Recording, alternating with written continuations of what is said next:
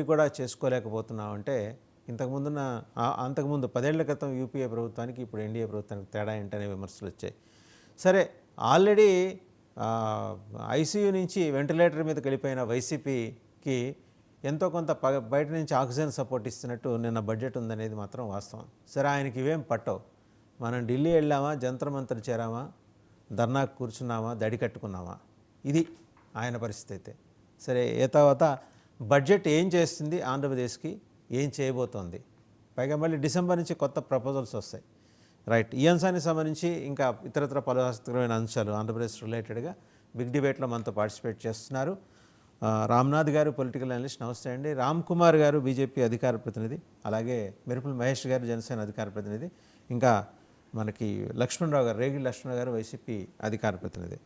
So to start with Ram Kumar గారు, 10 ఏళ్ల తర్వాత పునర్విభజన చట్టం తీసుకొచ్చారు, బాగానే ఉంది. రాజధాని మనకి ఎలాగూ లేదు, వాపోయారు.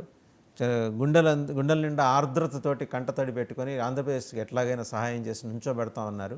కానీ ఉమ్మడి రాజధాని విషయం కొనసాగిస్తామా లేదా, కొనసాగించే పని అయితే దానికి సంబంధించిన ప్రతిపాదన ఏదైనా ఉందా?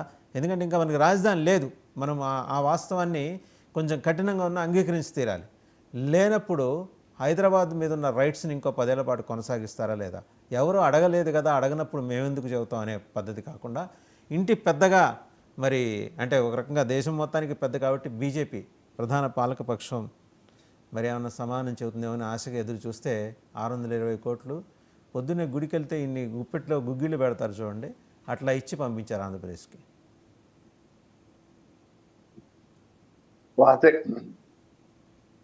వాసే గారు నమస్తే అండి. నమస్తే. అలాగే ఈ డిబేట్ లో ఉన్న మిగతా మిత్రులు కూడా. కాదండి, ఆంధ్రప్రదేశ్ లో ప్రతిపక్షం లేదు, పాపం వాళ్ళు అడగాల్సిన ప్రశ్నలు కూడా సరిగ్గా అడగరు. కానీ ఏ వచ్చిందో లేదో గట్టిగా చెప్పండి మీరు అన్నట్టుగా మీరు ఇవన్నీ ప్రస్తావన తేవడం బాగుందండి. ఇప్పుడు ఎలా ఉందంటే ఈవేళ ఆంధ్రప్రదేశ్ లో పరిస్థితి ఎలా ఉందంటే అండి, విందు భోజనం, అది కూడా బంతి భోజనంలో కూర్చుంటే అన్ని ప్లేట్లకు వచ్చేసినవండి. అది కూడా వడ్డించే వాళ్ళు కూడా చంద్రబాబు నాయుడు గారు, పవన్ కళ్యాణ్ గారు, మా సత్యకుమార్ లాంటి మంత్రి గారు కూడా దగ్గరుండి ఏపీకి వడ్డించారు. అది ఈవేళ ఆంధ్రప్రదేశ్కి బడ్జెట్లో నిన్న వచ్చినవాడు. గతంలో కూడా వెళ్ళేవారు, కానీ ఇలాంటి భోజనాలకి బఫేకి వెళ్ళేవారు. రారా బాబు ఇంకో 2 వేసుకుని తినన్నా కానీ అక్కడ తినక వెనక్కి పోయేవాడండి. నిజంగా పళ్ళులో పెడదామన్నా పళ్ళు కింద పడేసుకుంటాడు, మొత్తం చేజార్చుకుంటాడు అనే టైప్ లో ఉండేది. ఈవేళ ఆంధ్రప్రదేశ్ కి బేసిక్ మీరు అన్న ఆంధ్రప్రదేశ్ కి క్యాపిటల్ లేదు, ఎగ్రి. ఆ విషయం ప్రస్తావన తెచ్చే ఆర్థిక శాఖ మంత్రి గారు 10 ఏళ్ల పాటు ఇలా ఉండకూడదు, ఆంధ్రప్రదేశ్ కి రాజధాని లేదు, ఈ దేశంలో రాజధాని లేని రాష్ట్రం ఏదైనా ఉందంటే ఆంధ్రప్రదేశ్ మాత్రమే, దానికి కావాల్సిన నిధులు ఈవేళ ఇస్తున్నామని చెప్పి 15,000 కోట్లు ఇచ్చారు. నిధులు ఇచ్చారా, అప్పులు ఇచ్చారా? పోలవరం ప్లీజ్ అండి, నిధులు ఇచ్చారా, అప్పులు ఇస్తున్నారా? నిధులు. ఐఎమ్ వెరీ క్లియర్ అండి, అది నిధులు అని నేను అనుకోవట్లేదు. నాకున్న పరిమిత జ్ఞానం మేరకు నాకు అర్థమైంది అవి అప్పులు. సరే వాసే గారు, ఇప్పుడు 2 కోణాల్లో చూద్దామండి. అంటే పోలవరం గురించి కూడా చెప్పానండి. పోలవరం కూడా త్వరితగతిని కంప్లీట్ అవ్వాలని చెప్పి దాని బాధ్యత మాది, సెంట్రల్ గవర్నమెంటే ఇది కడతానని అన్నది, కట్టే బాధ్యత స్టేట్ తీసుకుంది. దానికి ఆంధ్రప్రదేశ్ లో ఖచ్చితంగా కడతారు వారు. ఆ కట్టడానికి ఏ విధమైన సపోర్ట్ కావాలో దానికి ఇస్తామని చెప్పారండి. మళ్ళీ ఇలాగే నిన్న ఎవరో డిబేట్కి వెళ్తే చూయింగ్ గమ్ మాటలు అన్నారు.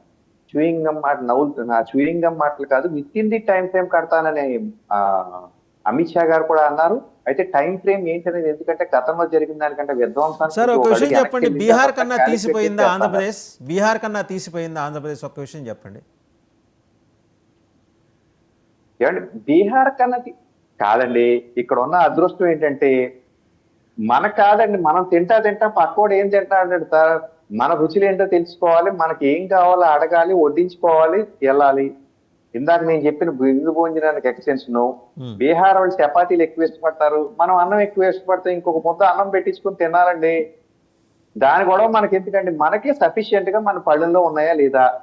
వాళ్ళకి ఏ కావాలంటే 2 ముక్కలు ఎక్కువ పడేస్తారు, దాన్ని వదిలేయండి సార్. ఏమండి మీరు అన్న క్వశ్చన్ కి ఆన్సర్ చేస్తాను. రీఆర్గనైజేషన్ యాక్ట్ లో సెంట్రల్ అసిస్టెన్స్ ఇవ్వాలి స్టేట్ కి, ఆంధ్రప్రదేశ్ కి క్యాపిటల్ కట్టుకునేదాకా. దానికోసమే మేము ఇస్తున్నామని చెప్పి ఆవిడ చెప్పారు చాలా క్లియర్ గా. 15,000 కోట్లు. అది కూడా ఇంతటితో కాదు, మళ్ళీ కావాలంటే కూడా ఇస్తాం అని కూడా వారు అన్నారు. కాబట్టి ఇంకా ఎంత కావాలో అంతా వస్తాయి. చంద్రబాబు నాయుడు గారు పిండడంలో దిట్ట.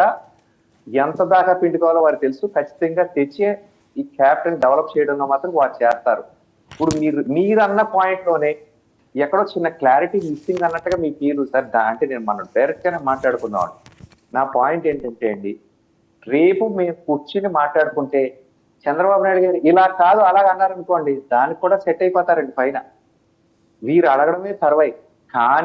కానీ చిన్న మాటల్లో యాంబిగ్విటీ ఉంది, కానీ చేతల్లో ఎక్కడా లేదు వాసుదేవ్ గారు. ఎందుకంటే చాలా క్లియర్ గా ఇదంతా ఏంటంటే central assistance through any foreign facilities what ever ఏం తెచ్చినా అదంతా కూడా సెంట్రల్ గవర్నమెంట్ బాధ్యత అని ఒప్పుకుంటున్నారు. మన రామ్ కుమార్ గారు మీరే మాట్లాడండి, నాదొక ప్రశ్న. రామ్ కుమార్ గారు మీరే మాట్లాడండి, నాదొక ప్రశ్న. ఇంత ఆప్టిమిస్టిక్ గా ఆలోచించడానికి మీరు మార్నింగ్ ఏమైనా యోగా ప్రాక్టీస్ చేస్తారా? వాస్తవాలు వేరుగా ఉన్నప్పటికీ ఇంత ఆప్టిమిస్టిక్ థాట్ ప్రాసెస్ లోకి రావటం అంటే ఆ రహస్యం ఏదో కిటికేదో చెప్తే అందరూ అదే ఫాలో అవుతారు. అది కిటికీ ఉందండి. మీరు నేను ఎందుకు కిటికీలు పెట్టాలి?